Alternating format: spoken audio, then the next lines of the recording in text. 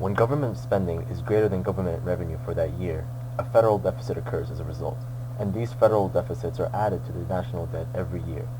We currently stand at a total of an almost $14 trillion national debt, and our current financial crisis only helps it to continue growing and make it harder to pay back. Eventually, this national debt has to be paid back.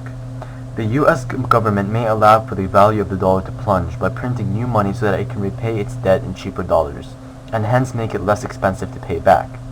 This results in a situation called inflation, where the prices of all goods and services increases over a period of time. Due to a high rate of inflation over time, the returns on investments and loans would not be worth as much as when they were initially made, because the dollar would have a weaker value. To counteract this, interest rates are forced to increase in order for lenders to receive the full value of their returns on these investments and loans. Inflation in the United States means owning a weak dollar. This has many disadvantages when dealing with other countries in this situation. With a weak dollar, it becomes much more expensive for Americans to buy anything from abroad, especially since America's manufacturing bases have almost disappeared. Just about every industry sector would be hit hard by the effects of inflation. Another important issue to address is the relations between other countries and the U.S. With such a high national debt, other countries lending to the U.S. are beginning to lose confidence in its government to pay back debts.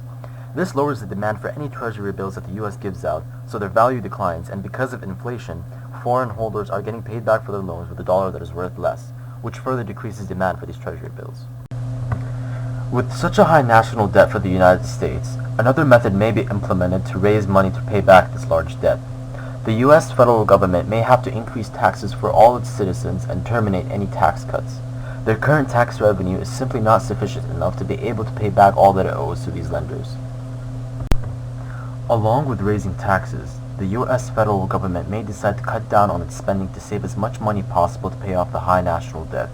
This means that government spending on any social services decreases, as well as cuts in spending on schools and national defense. Funding on programs such as the Federal Student Financial Aid and Medicare may also be severely diminished. The United States' credit rating may start to fall if the federal government continues to have budget deficits. In order to persuade lenders to continue buying Treasury securities, interest rates in the U.S. are forced to rise, therefore yielding higher returns on lenders' investments. This makes it more expensive for the federal government to borrow. Consequently, this burden will fall on the taxpayers who either get their taxes raised or government spending may decrease. When the United States federal government borrows money from foreign countries, they have to pay this money back with interest. Especially since interest rates would be increasing, someone has to be paying this interest, which again falls on the taxpayers' hands. The main problem with this is that we as taxpayers do not receive any benefits or services in return for what we pay on these interests.